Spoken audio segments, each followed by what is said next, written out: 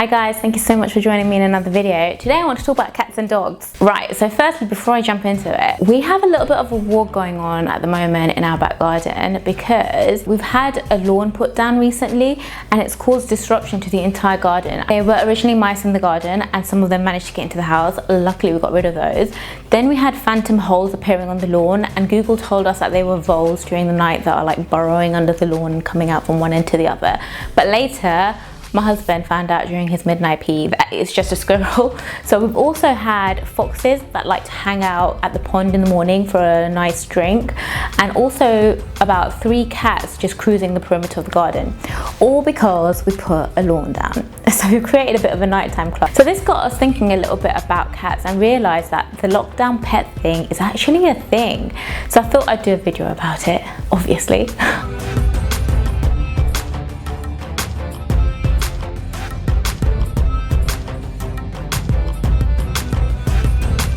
So I've been told by people that pepper and chili powder is a more humane way of fighting the war against these intruders, if you like. But are they intruders? It was probably their territory in the first place. I don't know what other humane approaches there are, but there's nothing to keep rodents and foxes away than the thought of a sore bum, right? But I have been trying to gently coax my husband to get comfortable with the idea that he needs to mark his territory. Let me know if you think it's a good idea in the comments below, because it will probably give him a little bit of encouragement and we can probably get him to do that and it might solve our problem overnight, right?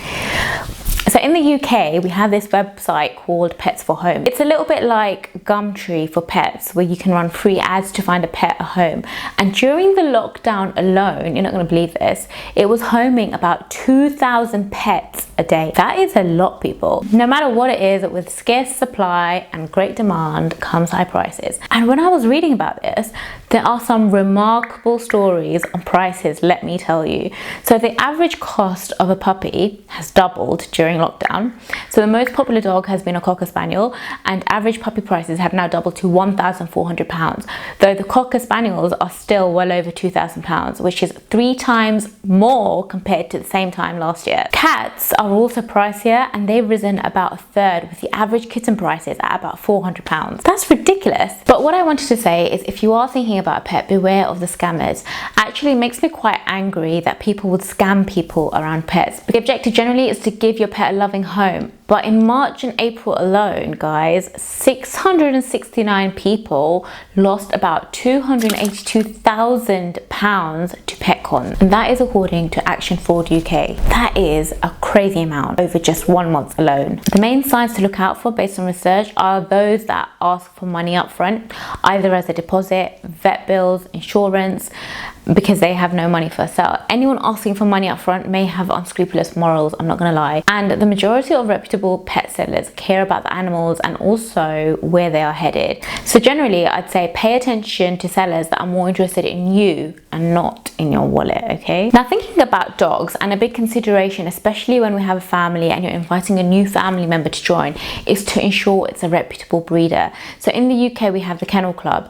Alternatively, use personal recommendations where you've met the animal and the owner. If you are going to see that animal, make sure you ask for paperwork, such as a puppy contract. Did you know? Yes, there's actually a thing like a puppy contract, and good breeders tend to have that document to share with you. You have to remember that a pet will typically join your family for at least 10 years or more, so you have to do that due diligence at the outset. And even better, find dogs that need to be rehomed. It's not all about that Instagram puppy life, guys. Now, as a personal finance blogger, can I call myself that yet? I don't know. It's time to consider the lifetime costs. And one of the things we have spoken about on this channel is recurring income and expenses, and the impact it can have on your financial independence. So recurring income reduces the money you need to have invested. Likewise, recurring expenses increases the number you need invested. So now it will of course vary by breed and animal, but a small dog on average can cost about £4,500 over their lifetime, with food, vet bills and other costs. And this is an average. Of course, you can go and spend more, and you can't put a price on love, as they say, but the cost rises to about 13k for medium to large breeds, and And for a cat, the average cost is about £12,000. Now, the other big cost with pet ownership is insurance, and it's becoming a booming industry. There are approaching about 4 million policies in the UK, and given the high vet cost, people are opting for a fixed monthly premium for peace of mind, and claims are growing. So only in the past 6 years, claims stand at about $820 million. Can you imagine? So again, working on the averages that I love, the average claim for pet insurance is about £800, and the average premium for a dog is £380 a year over the age of 5. And in fact, the cost of insurance for a dog over its lifetime is about £5,000.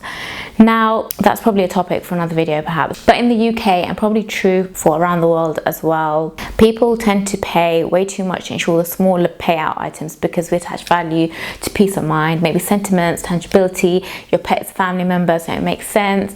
Then likewise, your phone and gadgets and other insurance for areas like this have high premiums to the payout as well. One of the alternative options to the insurance is to create a pet fund and put the premium into a savings account. So say for example, you are going to pay £45 a month as a premium. Why don't you put that into a savings account instead? That way you have money to pay for the problems if they come up. But if your dog or cat has a lovely life and is healthy, then you've retained those premium amounts too. And that's the thing, and it's called self-insuring, and it requires discipline. So like I've mentioned in the past, we use a tool called YNAB, and it's pretty easy to create a recurring premium under a pet category to ensure you put the insurance premiums away, but you can use anything, and that's the point. So you don't have to pay the insurance. Get a savings account for your pet and put that money in, and if you don't use it, then you may actually have some saved away. So there you go, that's a wrap. Let me know your thoughts down there in the comments below. Like, comment, subscribe and all of that jazz, but until next time, I'm out. Cheers guys.